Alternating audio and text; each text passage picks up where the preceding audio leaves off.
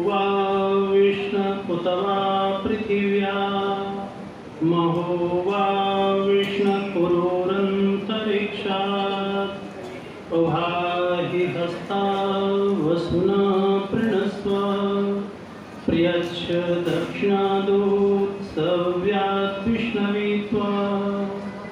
ॐ शान्ति शान्ति शान्तिः। विद्वत जो मन चाहि आसीना आसन ग्रहण इधर जो कीना प्रथम सबहि सादर सिर नाऊं तापाछे निज बात सुनाऊं। विद्या सवहि सत्यवत लाई सकल पदार्थ ज्ञान कराए।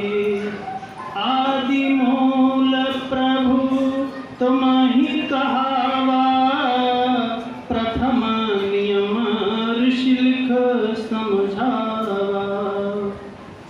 बड़े ही आदर और सम्मान के योग्य श्रद्धेय पूज्यपाद आचार्य श्री जिनके सारगर्भित प्रवचनों को हम सुन रहे थे तथा उससे पहले जिनके भजनों को हमने सुना, ऐसे आर्य जगत के प्रसिद्ध भजनोपदेशक श्रद्धेय पूज्य बाबूजी रामरक्ष जी आर्य तथा उससे पूर्व जिनके हमने भजन सुने, हमारे भजनोपदेशक श्रीमान मुकेश जी आर्य और उनके साथी श्रीमान हरीश जी आर्य।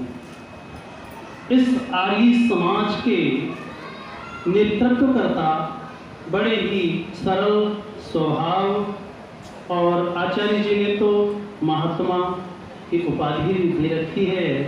वास्तव में उनके गुणों को देख करके ही उपाधि दी है।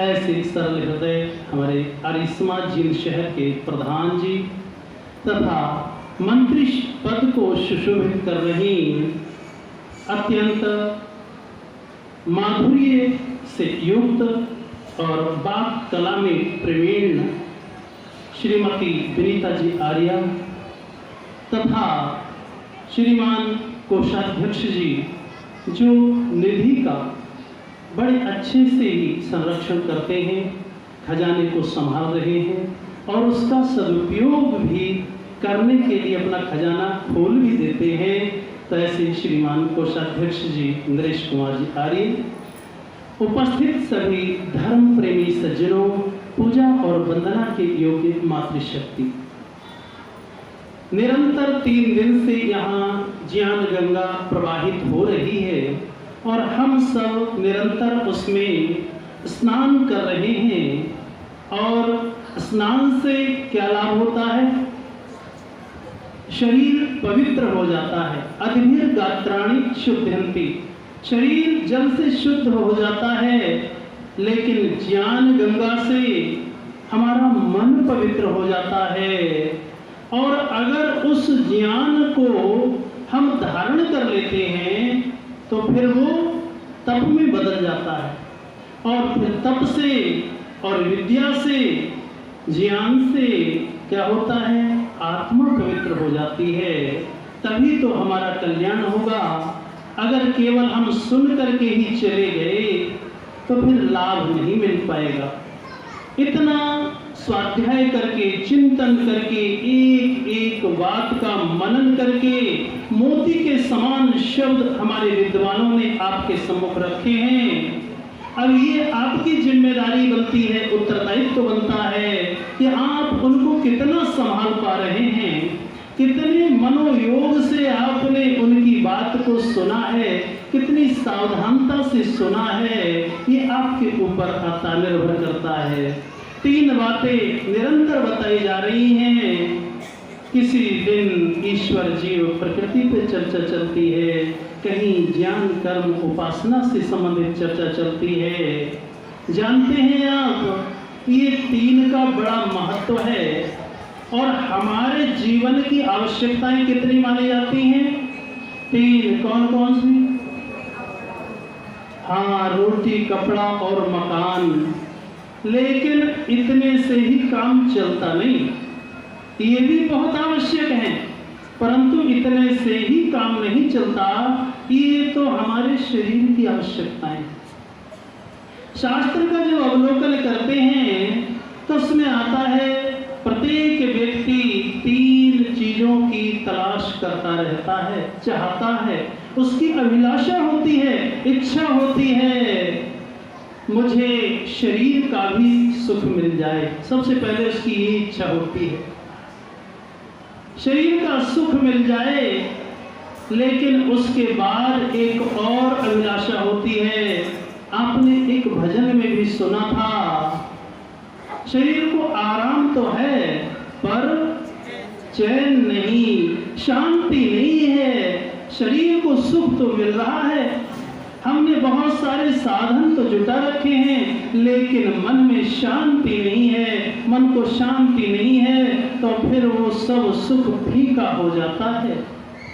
शरीर भी स्वस्थ है और मन को भी कुछ शांति मिल गई है, लेकिन अगर आत्मिक आनंद से हम अछूते रह गए तो फिर हमारा जीवन फिर भी उद्देश्य हमें प्राप्त नहीं हो पाता, जीवन व्यर्थ हो जाता है, यहीं तक नहीं बात बनती। तो हमारे 3 लक्ष्य क्या हैं? हमारा पहली आवश्यकता है शरीर की, शरीर को सुख प्राप्त कराने की। उसके लिए हम धन से, साधनों से, भोजन से, इनसे हम शरीर को सुख दे देते हैं। कैसे शरीर सुखी हो जाएगा? अच्छा भोजन तो अच्छा खाते हैं ना बहुत सारे लोग। धनवान लोग हैं जो गरीब को छोड़ दीजिए, धनवान लोग हैं जिनके पास कोई कमी नहीं, खूब अच्छी चीजें खा सकते हैं, फल खा सकते हैं, ड्राई फ्रूट्स खा सकते हैं, उनका शरीर दुखी होता, रोगी होता है नहीं होता? होता है। फिर भी शरीर रोगी हो जाता है, शरीर का सुख उन्हें भी ठीक से नहीं मिल पाता। इससे पता चलता है कि इन चीजों से ही केवल सुख नहीं मिलता, इनसे भी मिलता है, परंतु कोई और कारण है विशेष। क्या है? तो कहा देखो नियम बताएं, मैं बहुत संक्षेप से आपको बताने जा रहा हूँ। 3 बातें जो हमारी आवश्यकता हैं वो 3 ही प्रकार से पूरी होंगी। यदि आप शरीर का सुख प्राप्त करना चाहते हैं तो जीवन में आपको प्रकृति के नियमों का पालन करना पड़ेगा। प्राकृतिक नियमों का अगर आप उल्लंघन करेंगे तो शरीर का सुख नहीं मिलेगा। शरीर किससे बना है? प्रकृति से बना है, प्राकृतिक है शरीर, मन भी प्राकृतिक है, मन उससे सूक्ष्म है। और मन जो हमारा व्यष्टि में है उसको अगर जब हम समष्टि बना देते हैं, समष्टि से जोड़ देते हैं, हम अपनी भावना को उदार बना लेते हैं, व्यापक बना लेते हैं, अपने हृदय को महान बना लेते हैं, तो फिर क्या होगा? हमारे मन को शांति मिलेगी। पहली बात है कि प्रकृति के नियमों का पालन करेंगे तो आपको शरीर का सुख मिलेगा। और दूसरी बात है अगर आप सामाजिक नियमों का पालन करेंगे, सत्य बोलेंगे, परोपकार के कार्य करेंगे, दान देंगे, तो आपको शांति मिलेगी, मन को अच्छा लगेगा। लेकिन आत्मिक आनंद इससे नहीं मिलेगा। आत्मिक आनंद आपको मिलेगा। तीसरी चीज है ईश्वर की उपासना। ईश्वर की उपासना से ही आत्मिक आनंद प्राप्त हो सकता है। लेकिन हम इन सभी चीजों को छोड़े हुए हैं और अपने में ही लगे हुए हैं। हम अपना दिखावे का जीवन जीते जा रहे हैं और उस दिखावे के जीवन में भी हमारा जो सुख दुख है वो दूसरे पर निर्भर है, दूसरे पर निर्भर है। हम क्या करते हैं? अगर कोई हमारी प्रशंसा करे और सभा के बीच में प्रशंसा करे तो अच्छा लगता है ना। सुखी होते हैं, हम सुख का अनुभव करते हैं, बहुत अच्छा लगता है, हम सुखी हो जाते हैं। और वहीं सबके बीच में अगर हमारा कोई अपमान कर दे, हमारी कोई बुराई कर दे, निंदा करने लगे, तो अभी खुशी होगी क्या? सुख मिलेगा? नहीं मिल सकता। इसका तात्पर्य क्या हुआ? हम तो बड़े कमजोर हो गए हैं, हम दूसरे पर निर्भर हैं। कोई हमें दूसरा अच्छा बता देता है तो हम सुख का अनुभव कर लेते हैं, कोई हमारी निंदा कर दे तो हम दुखी हो जाते हैं। लेकिन जो धैर्यवान व्यक्ति होते हैं, जो ईश्वर के उपासक होते हैं, वो इन सब से ऊपर उठ जाते हैं। उन पर इन सब चीजों का कोई प्रभाव नहीं होता है, वो समझ लेते हैं। न्याय दर्शन में एक बार स्वामी विश्वम जी न्याय दर्शन पढ़ाते हुए कह रहे थे कि भाई, तुमने इस संसार में जन्म लिया है तो इसकी कोई गारंटी नहीं है कि आपके साथ अन्याय नहीं होगा। आप भले ही परोपकारी व्यक्ति हैं, सज्जन हैं, धर्मात्मा हैं, लेकिन सब लोग तो धर्मात्मा नहीं हैं, सब लोग सज्जन नहीं हैं। तो इसीलिए वो आपके साथ अभद्र व्यवहार कर सकते हैं, गाली भी दे सकते हैं, कोई पत्थर भी मार सकता है, विष भी दे सकता है, कैसा भी व्यवहार कर सकता है। वो स्वतंत्र है, आप भी स्वतंत्र हैं। आपको अपने पर नियंत्रण रखना है, आपको कमजोर नहीं होना है, उसी की तरह नहीं हो जाना है। अगर आप आत्मबल, आत्मिक आनंद प्राप्त करना चाहते हैं तो एक शब्द है धर्म। धर्म का परिपालन करना होगा। जितनी चीजें पहले बताई गई, प्रकृति के नियम, सामाजिक नियम, धर्म एक इतना व्यापक अर्थ रखता है कि उसमें इन सब का समावेश हो जाता है। और जो धर्म का परिपालन करता है तो उसे शारीरिक सुख भी प्राप्त होता है, मानसिक शांति भी मिलती है और आत्मिक आनंद की भी प्राप्ति होती है। क्योंकि धर्म का संबंध किससे है? शरीर से नहीं, केवल मन से नहीं, धर्म का संबंध आत्मा से है। आपने शब्द सुना होगा धर्मात्मा, इसका मतलब है धर्म का संबंध आत्मा से है, केवल शरीर से नहीं है। आत्मा शरीर के माध्यम से धार्मिक कार्य तो करता है, मन के माध्यम से कार्य तो करता है, लेकिन उसका जो संबंध है विशेष वो धर्म से है। इसीलिए हमें चाहिए कि हम धर्म का परिपालन करें। जीवन में अगर आत्मिक आनंद प्राप्त करना चाहते हैं, शारीरिक सुख प्राप्त करना चाहते हैं और मानसिक शांति चाहते हैं, तो हमें नियमित रूप से संकल्प करके और श्रद्धा पूर्वक इसका परिपालन करना पड़ेगा।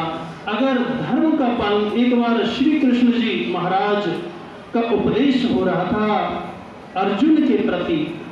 देखो, अभी आचार्य ने इतने मोती जैसे शब्द आपको सुनाए, लेकिन एक कुशल वक्ता के साथ साथ श्रोताओं की भी कुशलता बहुत महत्व रखती है। वक्ता कितना ही कुशल हो, अगर श्रोता कुशल नहीं है तो जो अमृत वर्षा यहाँ से मंच से की जा रही है वही एक कुशल श्रोता के लिए अमृत बन जाती है, और जो वर्षा अमृत की हो रही थी वही एक अकुशल श्रोता के लिए विष बन जाती है। कैसे बन जाती है? मैं 1 मिनट में बात को समाप्त करता हूँ। एक बार भगवान श्री कृष्ण कहाँ गए थे? किसको समझाने? दुर्योधन को समझाने गए थे और उसको उपदेश दिया। उस उपदेश से दुर्योधन को शांति मिली, मन शांत हुआ उपदेश सुन करके। नहीं, और क्रुद्ध हो गया और उनको भी बंधन में बांधने के लिए उसने प्रयत्न किया। उसके लिए वो उपदेश विष बन गया, क्योंकि उसके अंदर कुशलता नहीं थी उसको संभालने की।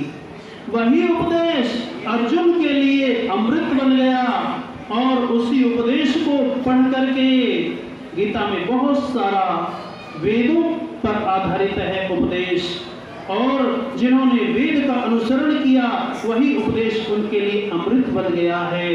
और कितने लोगों ने बाद में भी अपना जीवन संभाला। तो इसी तरह से यहाँ से जो भी कहा जा रहा है, अगर व्यक्ति श्रोता कुशल है तो उसको अमृत बना सकता है, और नहीं तो दूसरा अकुशल व्यक्ति उसी को विष समझ करके उससे हानि भी प्राप्त कर लेता है। तो हमें चाहिए कि हम कुशल श्रोता बने, और श्रोता का संबंध श्रुति से है। वेद के आधार पर अगर अपना जीवन बनाएंगे तो आपके जीवन में खुशियां आ जाएंगी, शारीरिक सुख, मानसिक शांति और आत्मिक आनंद की प्राप्ति होगी। इसीलिए जो भी मन से निरंतर बताया जा रहा है, ज्ञान गंगा प्रवाहित हो रही है, और शाम को भी रात्रिकालीन सभा में भी इसी तरह से अमृत वर्षा होगी। आप तन्मय होकर के जो एक शब्द बताया ना, अत्यंत महत्वपूर्ण है। अवधान शब्द जो आचार्य जी ने बताया, अवधान का अर्थ क्या बताया? सावधान, पूरे मनोयोग से, एक कठोर ध्यान पूर्वक हम मंच से बताई हुई बातों को सुने और उनको धारण करें, अमल में लाएं, कहीं शंका हो तो समाधान करने और फिर उस पर साक्षात्कार करने का प्रयत्न करें, तभी हमारे जीवन सफल होगा। इन शब्दों के साथ वाणी को विराम देते हैं। बहुत बहुत धन्यवाद।